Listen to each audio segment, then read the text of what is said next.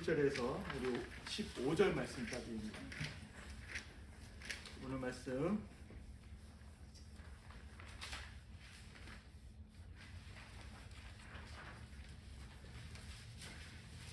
17장 1절에서 15절 말씀까지.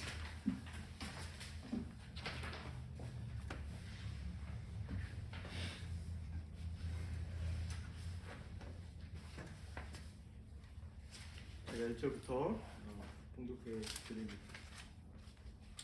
그들이 암베필리오와 아볼로니아로 다녀가 데살로니카에 이르러 거기 유대인의 회당이 있는지라 바울이 자기의 관례대로 그들에게서 새 안식일을 성경하고 원망하며 뜻을 풀어 그리스도가 해를 받고 죽은 자 가운데서 다시 살아나야 할 것을 증언하고 이르되 내가 너에게 전하는 이 예수가 곧 그리스도라 하니 그중에 어떤 사람이 경건한 헬라인의 고등부와 적자의 기업인도 바울을 받고 바울과 실라를 따르나 그러나 유대인들은 시기하여 저자의 어떤 불량한 사람들을 데리고 때를 지어 성을 소동하게 하여 야손의 집에 침입하여 그들을 백성에게 끌어내려 찾았으나 발견하지 못하니 야손과 형제를 들고 옥자분들 앞에 가서 소리질러 이르되 천하를 어지럽게 하던 그 사람들이 여기에 모이는데 야손이 그들을 맞아 들였도다.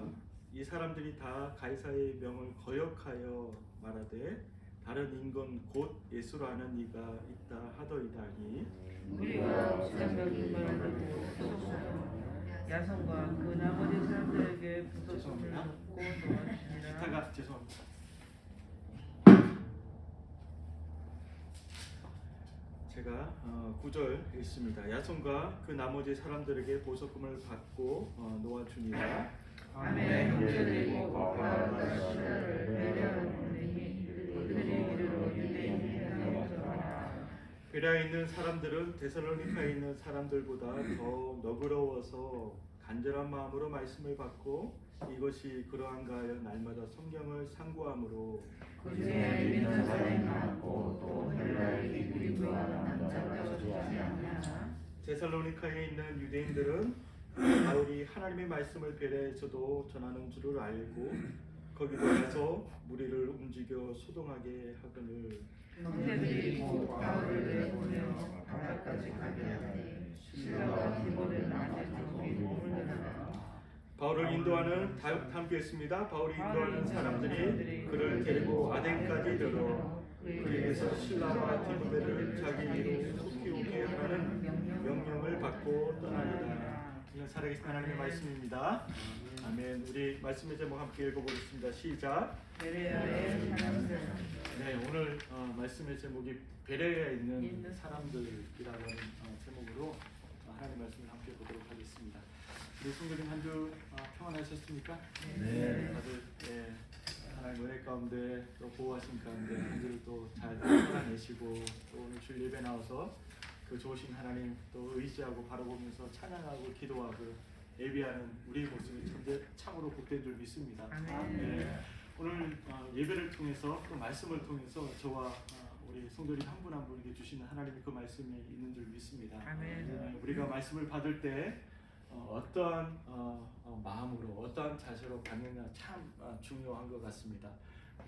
모두에게 은혜의 자리지만 때로는 어떤 사람이 그 자리가 은혜의 자리가 되지 못하고 그 은혜를 경험하지 못하는 자리가 될 수 있는데 그것은 바로 우리의 자세, 우리의 하나님의 말씀을 받는 그 자세에 저는 있다고 생각이 되었습니다. 우리 말씀을 본문을 읽기 전에 우리 데살로니가전서 우리 2장 13절 말씀 우리 함께 좀 봤으면 좋겠는데 2장 제 성경책으로 329장 2장 13절입니다. 데살로니가전서 2장 13절 말씀입니다. 2장 13절 말씀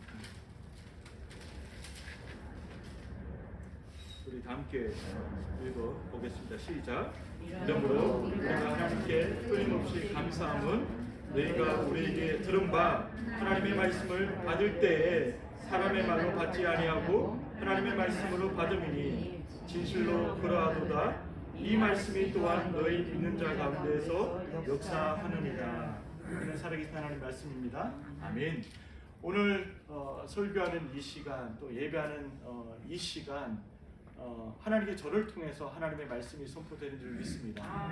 이 말씀이 사람의 말로 들려진다라고 한다라면, 사람의 말이라고 생각하고 우리가 이 말씀을 받는다라면 그 하나님의 그 은혜, 하나님의 그 마음을 우리가 받을 수 없다라고 하는 거죠.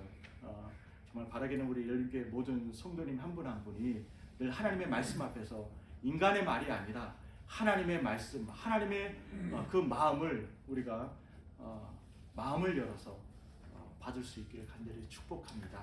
그럴 때 오늘 예배 시간이 은혜의 시간이요, 하나님의 그 은혜의 강물이 흐르는 그것을 경험하는 시간이 될 줄 믿습니다. 오늘 본문으로 다 돌아가서 우리 사도행전 17장 이제 말씀으로 우리가 이제 넘어오게 되죠.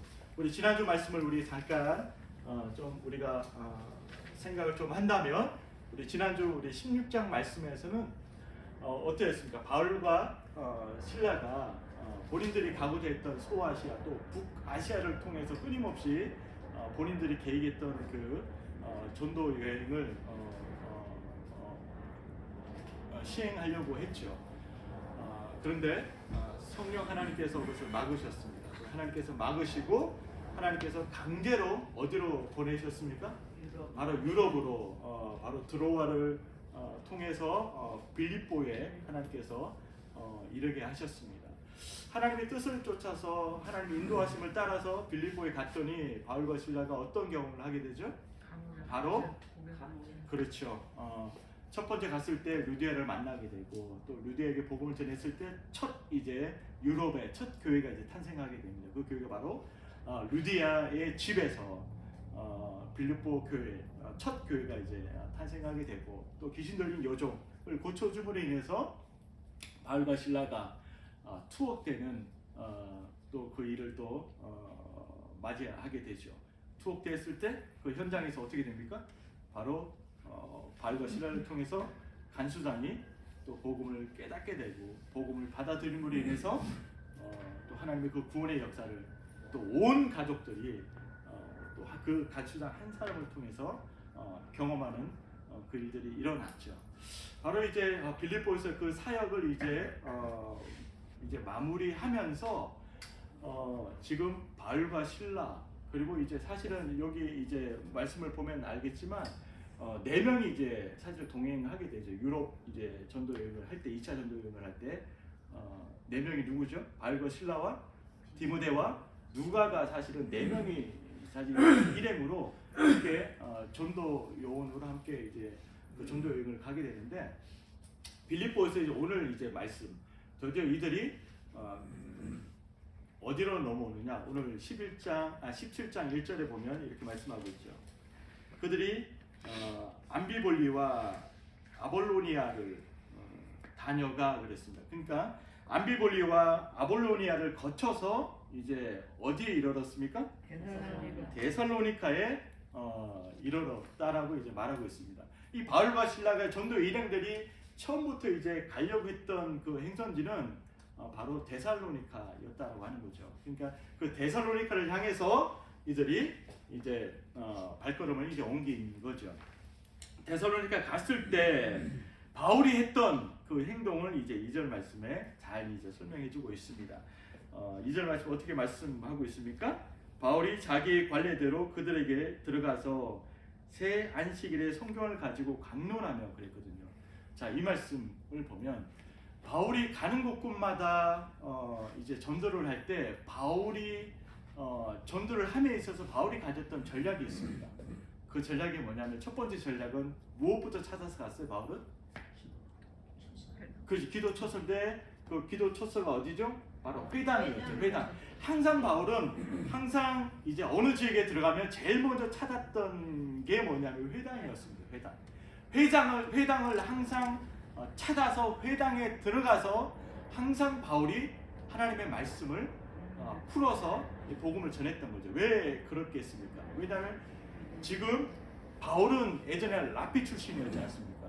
유대인 출신이었기 때문에 유대인들이 지금 어떤 상황에 처해진지 너무 잘 알고 있는 거예요. 너무 잘 알고 있기 때문에 그 회당에 들어가서 그 동족인 유대인들에게 구약 말씀을 통해서 그들에게 복음을 이제 전하는 거죠. 그래서 여지없이 2절 말씀에 바울이 자기의 관례대로 그랬잖아요. 관례대로.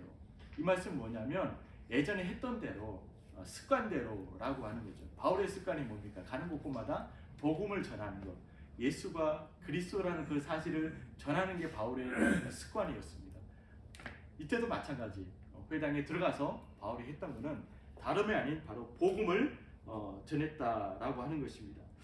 복음을 이제 전하는데 우리가 이제 말씀을 통해서 유심히 우리가 봐야 되는 내용은 뭐냐면 3절 말씀에 자 뜻을 풀어 그리스도가 해를 받고 죽은 자 가운데서 다시 살아날 것을 증언하고 이르되 내가 너에게 전하는 이 예수가 곧 누구라고요? 그리스도라 그렇게 말씀하고 있습니다. 여러분들 바울이 가는 곳곳마다 복음을 전했는데 복음의 내용은 다름이 아닌 바로 그리스도가 예수라고 하는 사실입니다. 예수가 그리스도라고 하는 이 사실을 가는 곳곳마다 바울은 전했다라고 하는 것입니다.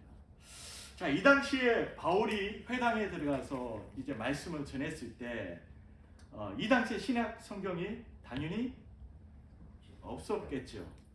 당연히 없었겠죠.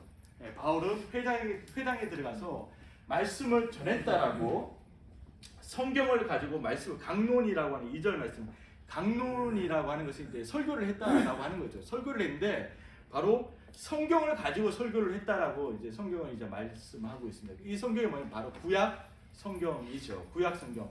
이 구약 성경을 가지고 이제 회당에 들어가서 이제 말씀하는 거예요. 설교를 하는 거죠. 제가 이제 설교 전에 제가 말씀드렸지만 설교는요 하나님 말씀을 전하는 시간인 줄 믿습니다. 설교는 저희 어떤 경험을 전하는 시간이 아니에요. 저희 주관적인 생각을 여러분들에게 나누는 시간이 아닙니다. 설교는 하나님의 그 말씀을 전달하고 하나님의 말씀을 선포하는 시간이라고 하는 겁니다.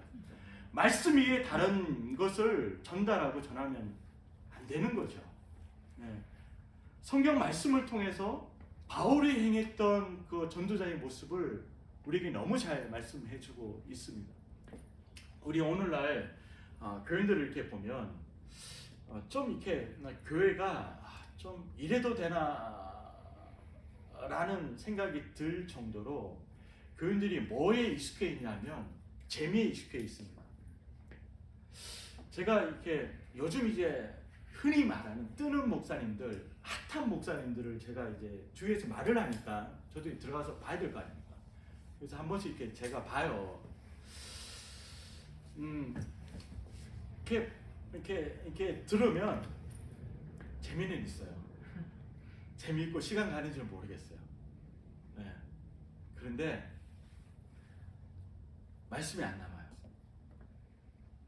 재미있다니까요.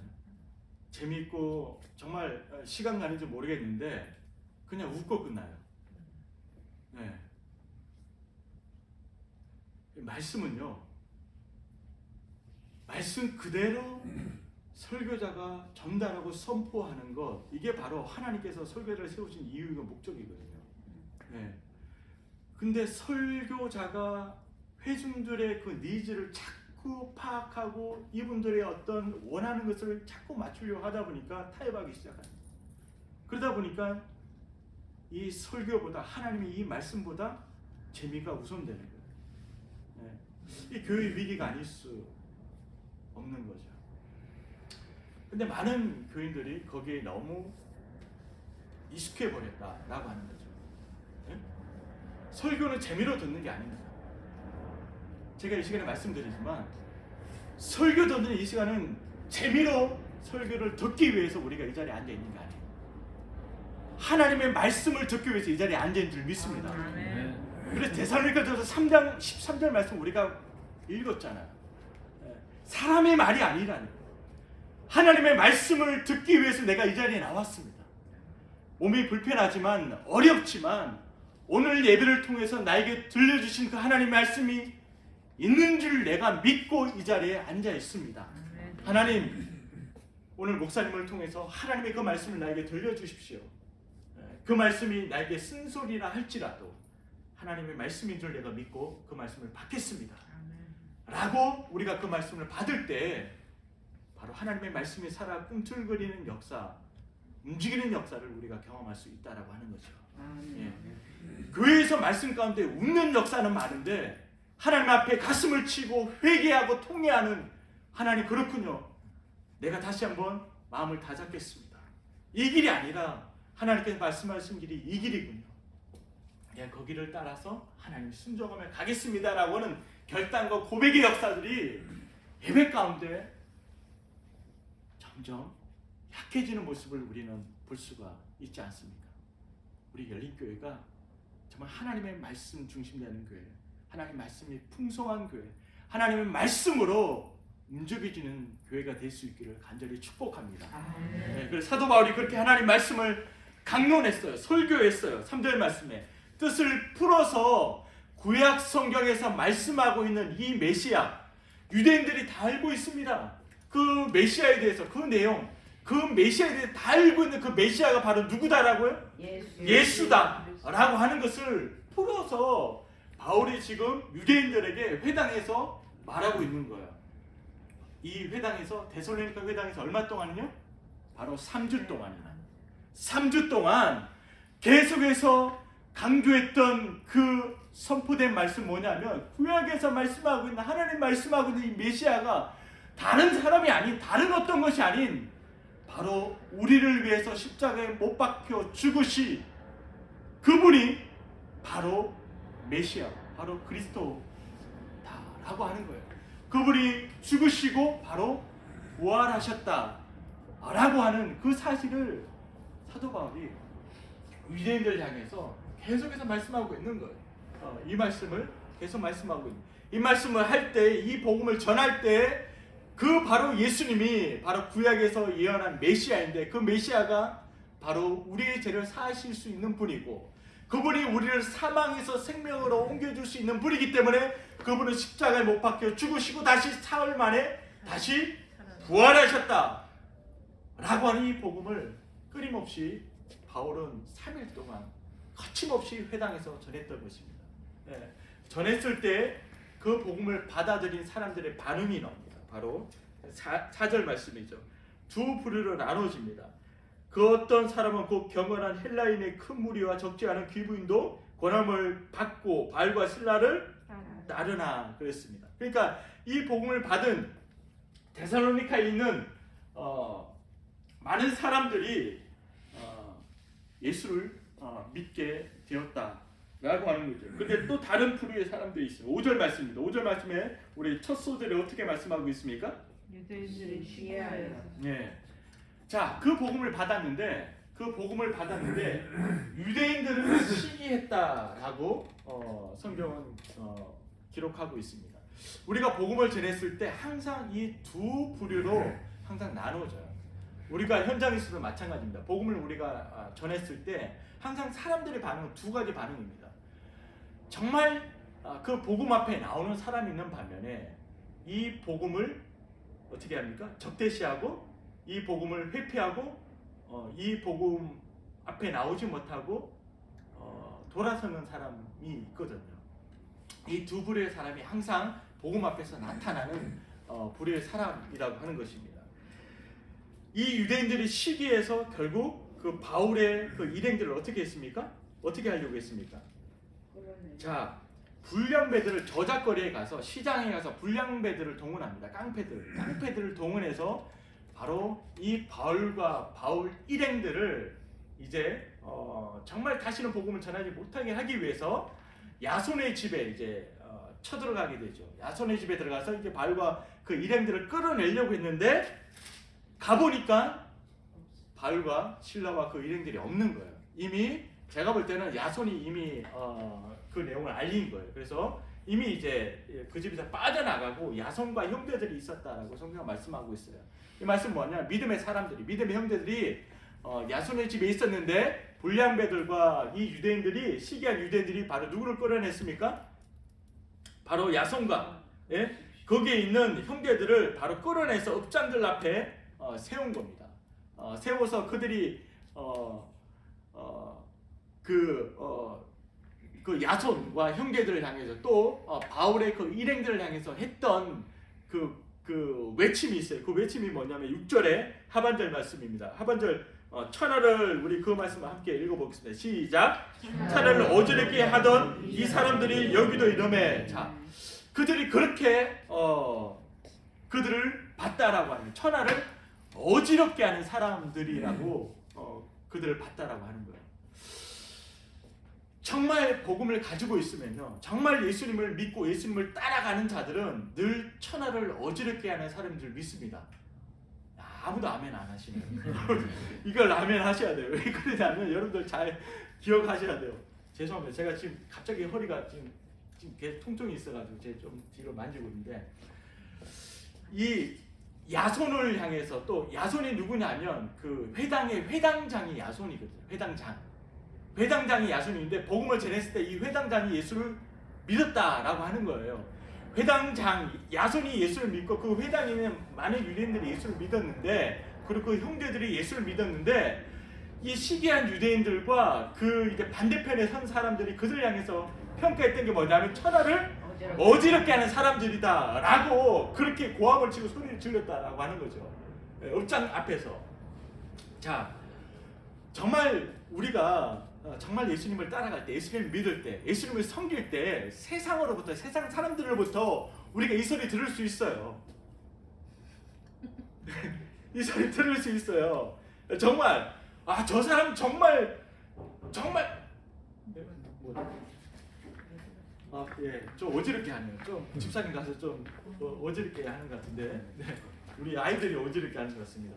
예, 천하를 어지럽게 할 수 있거든요. 왜 그런지 아십니까? 자, 우리 창세기 1장 말씀을 좀 보면 하나님께서 그 혼돈이라는 단어가 나와요. 혼돈, 카이로스, 혼돈 중에 하나님의 그 질서가 세워지는 모습을 우리 볼 수 있거든요. 하나님의 그 질서는 보면 항상 혼돈을 거쳐서 하나님의 질서가 세워지거든요. 예.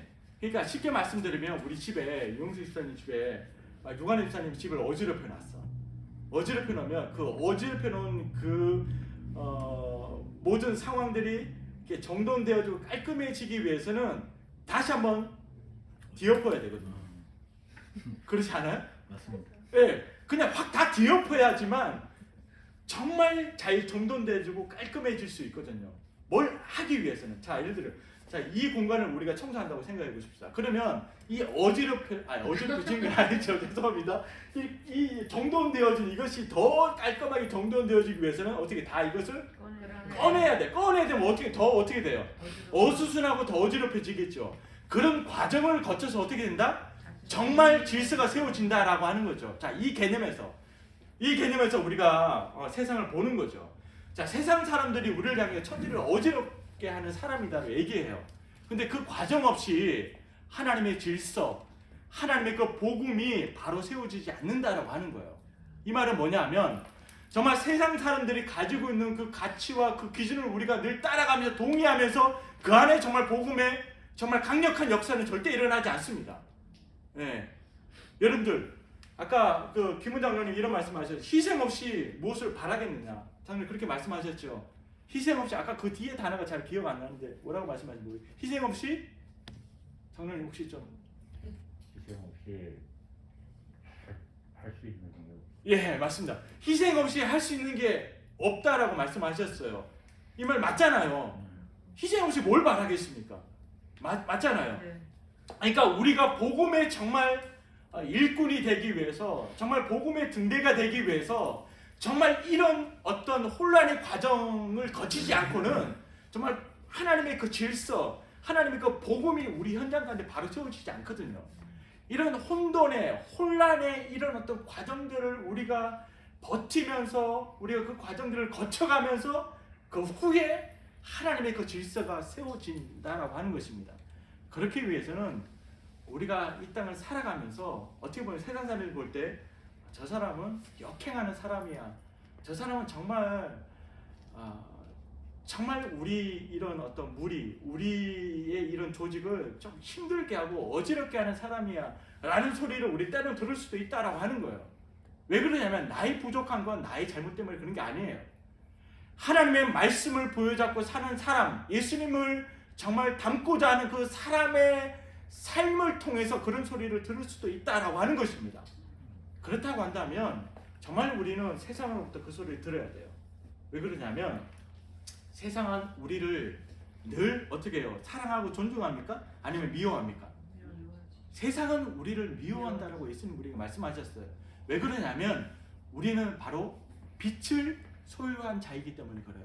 우리 안에 무엇이 있다? 빛이 반짝반짝반짝 하는 빛이 박도르님 마음에 있다라고 하는 거예요.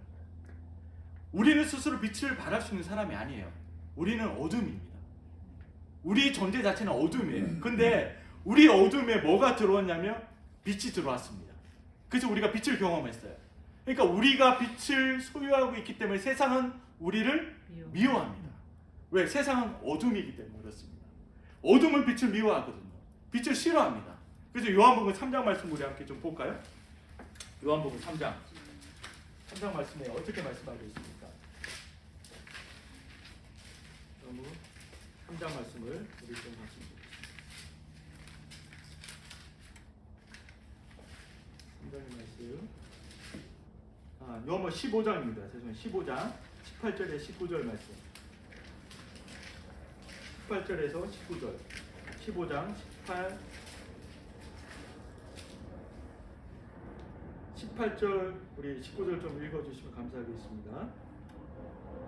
15장 요한복음 18절 제가 읽겠습니다. 세상이 너를 미워하면 너희보다 먼저 나를 미워하는 줄을 알라. 너희가 세상에 속하였으면 세상이 자기의 것을 사랑할 것이나 너희는 세상에 속한 자가 아니요 도리어 내가 너희를 세상에 택하였기 때문에 세상이 너희를 미워하느니라.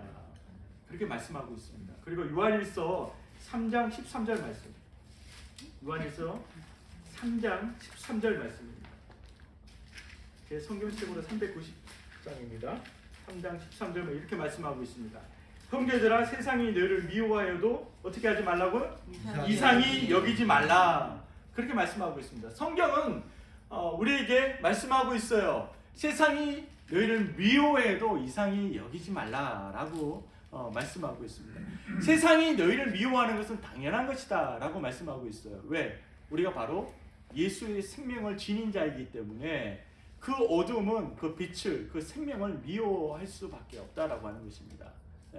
그렇기 때문에 우리가 이 땅을 살아가면서 신앙생활 하면서 우리가 정말 복음에 합당한 삶을 살아갈 때 누군가가 나에게 어떤 말을 하거나 누군가가 나에게 어떤 정말 정말 힘든 말을 할 때도 여러분들 어떻게 생각하셔야 돼요?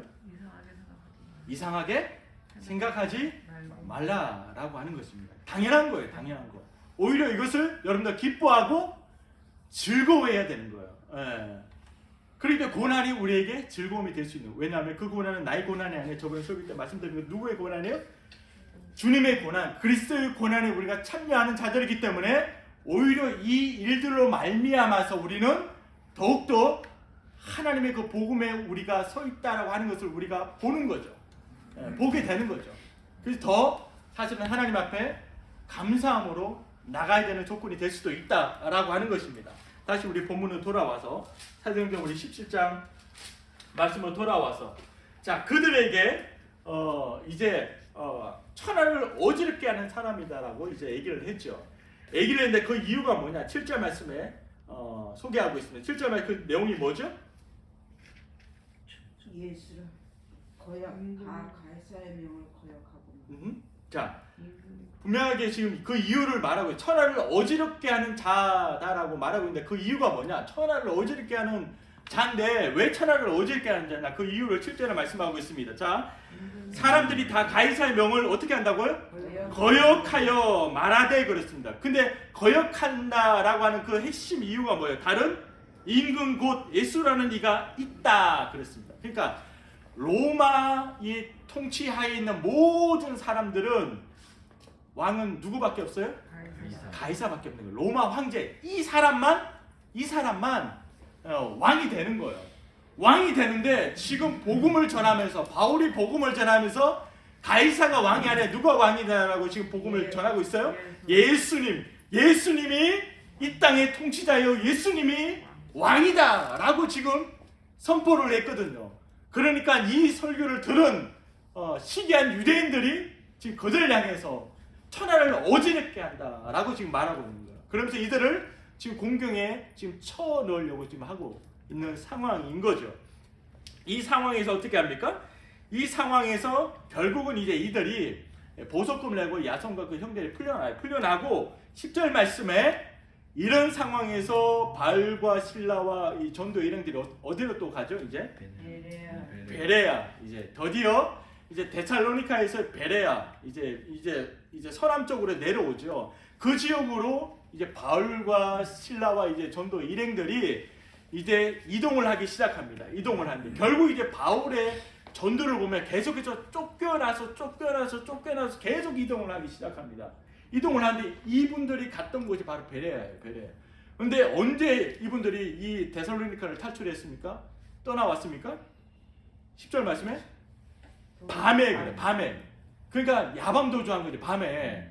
얼마나 이 상황이 정말 급박한 상황인지를 지금 성경 우리에게 말해주고 있는 거예요. 예. 정말 이 박해를 피해서 이 밤에 얼마나 급한 상황이었겠습니까? 밤에 모든 짐을 꾸려서 이제 베레아로 이제 가는 거예요. 행선지를 옮기는 거죠. 베레아에 갔더니 베레아에 가서 10절 말씀에 또 어김없이 사도 바울이 했던 행동이 뭡니까? 그렇죠.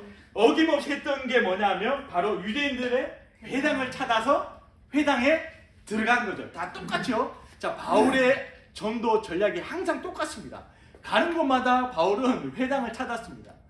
회당을 찾아서 그 회당에 들어가서 이제 복음 사역이 이제 시작이 되는 거죠. 회당에 들어갔습니다. 들어가서 베레아 사람들을 쭉 봤습니다. 베레아 유대인들을 쭉 봤어요. 자, 11절에 말씀하고 있어요. 자, 베레아 사람들의 특징을 잘 말씀하고 있는데 우리 11절 말씀 다 함께 했습니다. 시작. 베레아에 있는 사람들은 데살로니카에 있는 사람들보다 더 너그러워서 간절한 마음으로 말씀을 받고 이것이 그러한가요? 날마다 성경을 상고함으로. 자, 이렇게 베레아 사람들이 어떤 사람이었다고요? 자, 너그럽고 간절한 마음으로 말씀을 받고 그리고 말씀이 진짜 그러한가를 확인하기 위해서 늘 날마다 성경을 어떻게 했다고요? 상고하는 사람이었다라고 말씀하고 있습니다. 자, 놀라운 말씀입니다. 예, 우리 열린교회 이런 성도님이 될 수 있기를 간절히 축복해요. 예, 우리 한 사람, 저와 우리 모두가 정말 이런 사람이 될 수 있기를 축복합니다. 그렇게 복음을 전했더니 12절 말씀에 자, 그 중에 믿는 사람이 어떻다고요? 많고 또 헬라의 기부인과 남자가 적지 아니하나 그랬습니다. 그러니까 상류층 사람들도 이 복음의 메시지를 받고 바울이 전한 이 복음을 받아들이고 예수님을 믿게 된 역사들이 계속해서 구원의 역사가 일어났다라고 하는 것입니다. 자, 그럼 11절 말씀 우리가 좀 더 들여다본다면 자, 오늘 말씀에 보면 용수집사님 데살로니카에 있는 사람들과 베레아 사람들을 좀 비교하는 말씀의 내용으로 지금 11절 말씀이 기록되어져 있거든요. 왜 그러냐면 11절 말씀에 베레아에 있는 사람들은 그랬잖아요. 베레아에 있는 사람은 누굴 비교해요? 데살로니카에 있는 사람들보다 어떻다고요? 더 너그러워서. 자, 요게 참 이거 비교하는 거거든요. 그러니까 베레아 사람들과 데살로니카에 있는 사람들을 비교하는 거예요. 그러면 시간이 지났을 때 데살로니카에 있는 성도들이 이 말씀을 봤을 때 데살로니카에 있는 성도들이 마음이 어떻겠어요? 기분 나쁘죠. 왜냐하면 지금 이 당시에는 모르지만 시간이 흐른 뒤에 이 말씀을 접할 때 데살로니카 성도들은 어때야겠니? 그거 고려해야 되거든요. 생각해야 되거든요. 근데 어쨌든 비교를 지금 하고 있다는 거예요. 데살로니카 성도들과 데살로니카 사람들과 베레아 사람들 비교를 하고 있어요. 자, 그렇다면 자, 이게 참 재밌어요. 데살로니카에 있는 사람보다 더 너그러워서 그랬거든요. 너그럽다라고 지금 성경 그냥 비교하지 않고 베레아 사람들은 너그러워서 이렇게 해도 되잖아요. 그럼 베레아 사람은 너그럽구나 이렇게 우리가 충분히 이제 알 수 있는 내용인데 꼭 집어서 비교를 한단 말이에요. 이 사람보다 이 사람이 더라는 또 말을 더 또 이게 더 기분 나쁜 거죠. 데살로니가 성도님들 볼 때 기분 나쁜 거예요. 그냥 너그럽다 하면 되는데 더 너그럽다 그랬거든요. 그러니까 이게 강조하는 거거든요. 지금 강조하는데 이게 뜻이 이유가 있는 거예요. 더 너그럽고 그랬습니다. 원래 개역 한경 성경에 보면 너그럽다라는 표현을 우리 박사님 예전 성경에 보면 신사스럽고 신사답다라는 말을 신사라는 말 그 단어를 써요. 그러니까 이제 신사스럽다라고 이제 표현을 하는 거죠. 신사답다. 근데 이제 그게 이제 너그럽다라는 표현을 바뀌었는데 어쨌든 베레아에 있는 사람들은 정말 너그러운 사람들이었습니다. 정말 신사였습니다. 신사였어요. 정말 고상하고 정말 마음이 정말 부드러운 사람들이었습니다. 베레아에 있는 사람들. 우리 유관의 시간처럼 부드럽고 마음이 넓은 사람. 이게 베레아에 있는 사람들이었다. 그렇다면 데살로니가의 사람들 우리가 이렇게 생각을 해볼 수 있죠. 비교로. 그럼 데살로니가의 사람들 도대체 어떻길래 바울이 어떤 경험을 했길래 지금 이렇게 표현을 하고 있을까? 데살로니가에 있는 사람들 어떠했겠습니까? 까칠하다. 네, 그게 정확한 표현이니까 데살로니가 사람들은 굉장히 까칠했을 것 같아요. 그리고 굉장히 차갑고 굉장히 딱딱했을 것 같습니다. 굉장히 그리고 굉장히 뭐랄까 좀 급한 사람들이었을 것 같아요. 데살로니가에서 왜 그러냐면 이게 지리적인 어떤 그 특색들이 다 있는 것 같아요. 이 동네마다 이게 다 보면 지형의 어떤 특징, 어떤 지리적인 어떤 특징들이 있는 것 같은데 마게도나의 행정 도시가 어디였지? 바로 데살로니카였거든요. 그러니까 데살로니카는 완전 대도시입니다. 행정 도시입니다. 완전히 문화와 경제가 발달한 그냥 완전 행정 도시, 워싱턴 DC 같은 곳이에요. 데살로니카는 마게도나에. 근데 이 베레아는 지금 서남쪽으로 지금 쭉 내려가 있는 아주 이제 뭐랄까 시골 같은 그런 이제 평지가 이제 막 쫙 펼쳐진 그 집사님 그 전라도에 무슨 평야라고 그러죠? 뭐 곡창지대 있잖아요. 예, 그런 거 같은 아주 평온하고 아주 이런 그 쫙 펼쳐진 그런 지역이 바로 베레아거든요. 그러니까 이 도시에 사는 사람은 아무래도 어때요? 좀 어땠죠? 까칠하고 또 까쟁이잖아 도시 사람들은. 그러다 보니까 이 그런 어떤 특징들이 있지 않았나 생각이 되어져요. 그러다 보니까 이제 그 사람들보다 이제 베레아에 있는 사람들이 어떻게 더 너그럽다라는 거죠. 마음이 부드럽고 더 마음이 평온하고 마음이 넓다라고 이제 표현하고 있는데 정확한 이 너그러움의 뜻은 뭐냐면요. 성경을 이제 깊이 있게 들어가 보면 너그러움의 그 의미는 뭐냐면 선입견과 편견이 없다라는 뜻이에요. 정확한 이 단어의 뜻은요. 신사답다, 너그럽다라고 하는 이 정확한 개념의 뜻은 바로 편견이 없다, 선입견이 없다라는 뜻이에요. 그러니까 이 데살로니카에 있는 유대인들은 편견이 있었습니까? 없었습니까? 아주 많이 있었어요. 편견이. 그러니까 이거 아니면 이게 틀린 거야. 아닌 거지. 그러니까 시기하고 깡패들을 동원해서 막 그 모든 그 어떤 일들을 지금 막으려고 했던 거죠. 그게 아니기 때문에. 그들에게 편견이 있었어요. 편견. 그런데 이 베레아 사람들은 뭐가 없었다요? 편견이 없이 다 선입견과 편견이 없었어요. 다 그를 오케이 받아들일 수 있는 그 마음에 또한 상태, 성품을 지니고 있었던 사람들이었다라고 하는 거예요. 자, 우리 여기서 좀 살펴볼 거는 편견이 굉장히 무섭습니다. 정말 무섭습니다. 편견이 멀쩡한 사람을 죽여요. 멀쩡한 사람을 그냥 매도해 버립니다. 쉽게 하나 예를 들게요. 지금 이게 좀 어쨌든 공적으로 다 나가는 거라서 제가 뭐 지명을 이렇게 얘기할 수는 없어. 우리 또 댓글이 달릴까봐. 근데 우리 한국에 예전에, 지금은 안 그렇죠. 권사님, 지금은 예전에 한국의 지역적인 편견이 굉장히 많았습니다. 저 때만 해도 제가 이제 경상도에서 이제 자랐잖아요, 저는. 그러니까 지역적인 갈등과 편견이 엄청나게 많았어요. 그러니까 그 투표해 보면 알잖아요. 투표해 보면 서울의 경기도 분들은 좀 덜해요, 그쪽에. 근데 뭐 이렇게 이제 전라도나 경상도나 이쪽에 있는 분들은 거의 극과 극이었습니다. 지금은 안 그래. 지금은 안 그런데. 지금 그렇죠? 아 지금도 그래요? 아 지금 근데 옛날보다는 많이 좋아졌어요. 옛날보다는 좀 많이 이게 의식 구조가 많이 바뀌어서 옛날보다 근데 예전에는 철저했습니다. 보지도 않았습니다. 정말. 예. 그게 편견이거든요. 편견. 그러니까 싸잡아서 다 그렇게 생각해 버리는 거예요. 그거 아니잖아요. 아니잖아요. 그거 잘못된 거죠. 그게 편견이고 고정관념이잖아요. 그거 아니거든요. 그러니까 결국 그 편견과 선입견이 결국 그걸로 인해서 복음을 가로막는다라고 하는 거죠. 그러니까 그 편견 때문에 복음을 받아들이지 못한 거죠. 갈라디아에 있는 유대인들이 왜? 그들이 가지고 있는 성경, 그들이 성경이 그 하나님만이 참된 하나님이고 옳음이다라고 생각했기 때문에 그래요. 그러니까 이들에 대해서 잘못된 것이다 라고 하면서 끊임없이 그것을 저지하려고 막으려고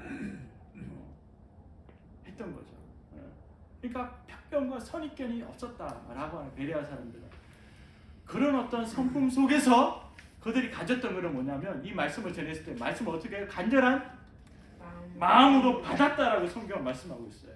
간절한 마음으로 받았다. 이 말씀은 뭐냐면 간절한 마음으로 받았다라고 하는 말씀은 정말 이 베레아 사람들에게 이 말씀은 바로 삶의 최우선이었다라고 하는 말씀입니다. 우리 지금 말씀을 지금 보고 있잖아요.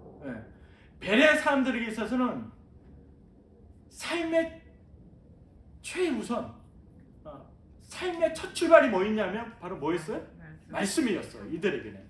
그러니까 이들의 삶은 말씀 중심이었다라고 하는 거죠. 말씀 중심. 그리고 말씀 중심의 삶 가운데 이들이 또 행했던 그 행함은 뭐냐면 바로 그런가 하여 날마다 성경을 상고했다라고 해요. 그러니까 말씀을 받았어요. 그 말씀이 내 삶의 최우선 되는 거예요. 늘 말씀 중심으로 살아가는데 이 말씀이 정말 구약에서 말씀하고 있는 이 말씀이 사도 바울이 전했던 그 말씀과 정말 일치하는가? 정말 맞는가? 늘 말씀을 읽고 조사하고 탐구하고 그 말씀을 삶 가운데 적용했다라고 하는 겁니다. 상고했다라고 하는 이 말씀을. 그러니까 말씀을 늘 탐구하고 말씀을 늘 적용하다 보니까 말씀이 정말이다라고 하는 걸 늘 경험하게 되는 거예요. 베레아 사람들은. 그러니까 말씀의 역사들이 끊임없이 일어날 수밖에 없는 거죠. 바라기는 우리 열린교회 성도님 한 분 한 분이 늘 말씀을 읽고 말씀을 상고하는 그 말씀의 역사들이 날마다 저와 여러분의 삶 가운데 있기를 간절히 축복합니다. 그럴 때 말씀이 우리 삶 가운데 살아 움직이는 역사들이 일어난다라고 하는 것입니다. 바로 말씀을 상고하는 자들에게 날마다 주야로 말씀을 묵상하는 자들이 바로 복이 있다라고 시편 1장 2절 말씀에 말씀하고 있지 않습니까? 말씀을 가까이 하는 자들, 말씀 중심으로 살아가는 자들이 바로 복 있는 자들이고 그 말씀을 경험할 수 있는 바로 말씀의 사람들이다라고 하는 것입니다. 늘 말씀을 상고함으로 늘 말씀을 간절한 마음으로 받고 그 말씀을 읽고 그 말씀을 연구하고 그 말씀을 끊임없이 조사하고 이 조사하고 연구한다는 이 개념은요 부정적인 의미가 아니에요. 내가 이게 정말 내가 부인하기 위해서 조사하고 연구하는 게 아니에요. 이 상고하고 조사하고 연구하는 것은요 정말 하나님 말씀이 참인 줄 믿는데 내 삶 가운데 경험하기 위해서 내가 이걸 증명해 보이겠다라고 하는 거죠. 삶 가운데 적용함으로.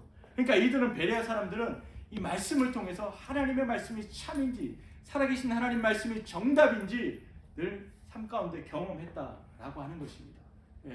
바로 이 베레아 사람들이 이런 삶을 살았어요. 우리 17장 우리 3절 말씀에 제가 말씀을 아까 이제 말씀드리면서 좀 넘어갔던 말씀이 있는데 3절에 뜻을 풀어라고 하잖아요. 뜻을 풀어라고 이제 말씀에 기록될 때 이 뜻을 풀어라고 하는 이 말씀의 개념이 있거든요. 이 개념이 뭐냐면 우리 쉽게 생각할 때 어떤 생각을 하십니까? 뜻을 풀어보는 말씀을 그냥 논리적으로 잘 풀어서 전했다라고 생각할 수 있잖아요. 근데 그것보다 더 깊은 개념이 있습니다. 뜻을 풀어라고 하는 이 의미는 뭐냐면 씨를 뿌리다, 씨를 심다라고 하는 개념이 있습니다. 뜻을 풀어라고 하는 이 문장 안에 이 문장의 정말 깊은 개념은 바로 씨를 뿌리다, 씨를 심다라고 하는 의미가 담겨져 있는데, 왜 그러냐면 바울이 가는 곳곳마다 또 바울 일행들이 가는 곳곳마다 했던 게 뭐죠? 바로 복음을 전하는 거였습니다. 예수님이 그리스도다. 그리스도가 바로 예수님이다. 구약에서 예언한 그 메시아가 바로 예수님이다라고 하는 것을 끊임없이 계속해서 이제 선포하고 전했습니다. 선포하고 전했을 때 바울과 그 정도 일행들은 한 곳에 오래 머물러 있을 수가 없었어요. 왜 그렇습니까? 예, 박해 때문에 늘 쫓겨다녔어요.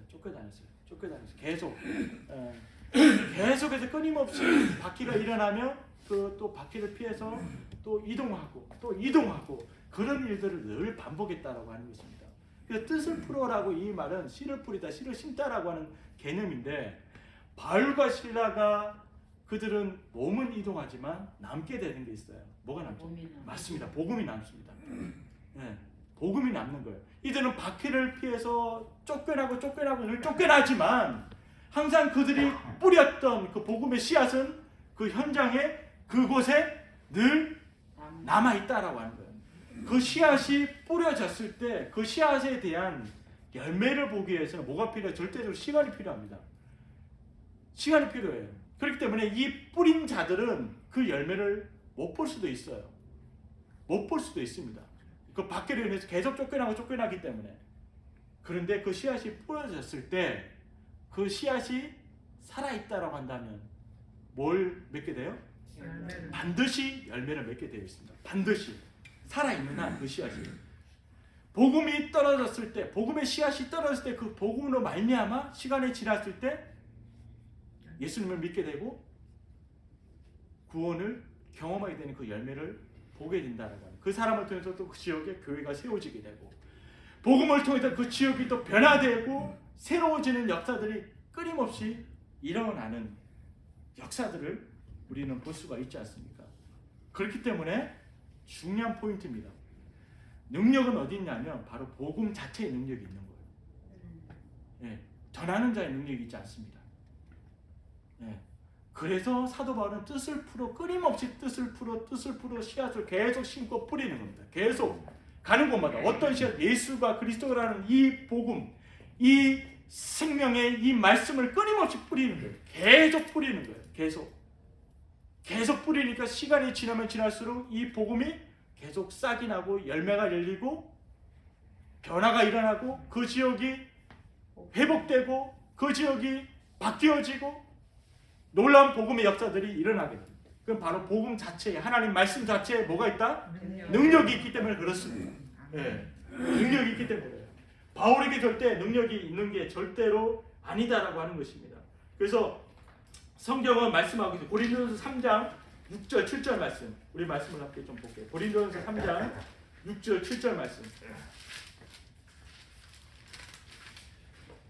자, 우리 다 함께 좀 읽었습니다. 고린도전서 3장 6절 7절 말씀 다 함께 좀 읽습니다. 시작. 나는 심었고 아브라함은 물을 주었을 때 오직 하나님께서 자라나게 하셨나니 그런즉 쉬는 이나 물 주는 이는 아무도 없는데 오직 자라게 하시는 이는 하나님뿐이니라. 아멘. 아멘이십니까? 아멘. 아멘. 오직 자라게 하시는 이는 누구예요? 하나님이십니다. 하나님께서 오직 그것을 가능케 하시는 거예요. 구원의 주체는 누구입니까? 하나님 구원의 주체는 우리가 뭘 열심히 해서 구원의 열매를 맺는 게 결단코 아니다라고 하는 거예요. 우리는 그냥 도구일 뿐입니다. 우리는 복음을 받았습니다. 복음의 씨앗이 우리 가운데 떨어졌습니다. 그것을 자라게 하시고 그것을 열매 맺게 하시는 분 누구예요? 하나님이라고 하는 하나님. 이게 바로 뭐냐면 하나님에 대한 신뢰예요. 하나님에 대한 신뢰, 절대적인 신뢰가 있었기 때문에 사도 바울이 어디에 가든지 그들이 멈추지 않고 행했던 것은 바로 복음의 씨앗을 계속해서 뿌리는 거였어요. 예, 복음의 씨앗을 심는 거였어요. 그들은 봤거든요. 하나님께서 반드시 구원의 열매를 맺게 하실 거다. 이 열매는 내가 맺게 하는 게 아니라 하나님께서 행하신 일이고, 하나님께 행하신 일에 나는 그냥 동참할 뿐이고, 하나님께서 이 일을 가능케 하시기 때문에 난 그 하나님을 나는 신뢰한다 라고 하는 거죠. 사랑하는 성도님 여러분, 우리는 부족해요. 연약해요. 오늘 예배 가운데 그 믿음이 우리 가운데 생길 수 있게 간절히 축복합니다. 하나님에 대한 믿음이에요. 하나님의 말씀에 대한 믿음이에요. 하나님 우리에게 말씀하셨잖아요. 하나님 우리에게 말씀하셨어요. 귀한 일들을 우리에게 맡겨주셨습니다. 삶의 현장 가운데서 우리가 그리스도의 증인되는 것, 십자가의 증인되는 것, 주님께서 나의 죄를 위해서 십자가 못 박혀 죽으셨습니다.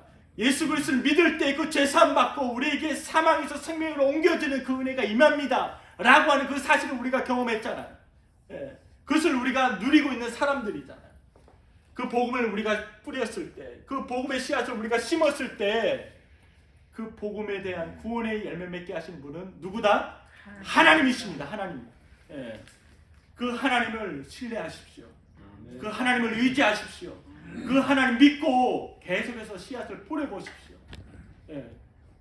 두려워하지 마십시오. 내가 이 말하면 저 사람이 날 어떻게 생각할까? 이 말하면 저 사람이 날 미워하지 않을까? 이 말하면 저 사람이 날 멀리하지 않을까? 절대 그런 염려하지 마십시오. 하나님 책임지신 줄 믿습니다. 비록 내가 이 복음을 전함으로 인해서 저 사람이 날 미워할지라도 그건 당연한 일입니다. 하나님 책임지시고 그 길은 하나님께서 우리를 인도하시는 거예요. 이번 한 주에 우리의 삶 가운데 정말 우리 열린교회 가운데 그런 모습이 있었으면 좋겠어요. 정말 두려워하지 마시고 염려 걱정하지 마시고 하나님께서 우리에게 주신 그 은혜를 우리의 삶 가운데 우리는 계속 심는 거예요. 계속 심는 거예요. 심고 우리가 또 누군가를 통해서 또 복음에 대한 어떤 적대시하는 그런 어떤 마음을 받을 때 또 우리는 또 이동하는 거예요. 또 이동해서 그 마음을 또 나누는 거예요. 그러한 삶을 통해서 정말 우리 지역이 예수님을 알게 되고 예수님께 돌아오는 십자가 앞에 나오는 귀한 일들이 있기를 간절히 축복합니다. 이 시간 함께 우리 말씀을 기억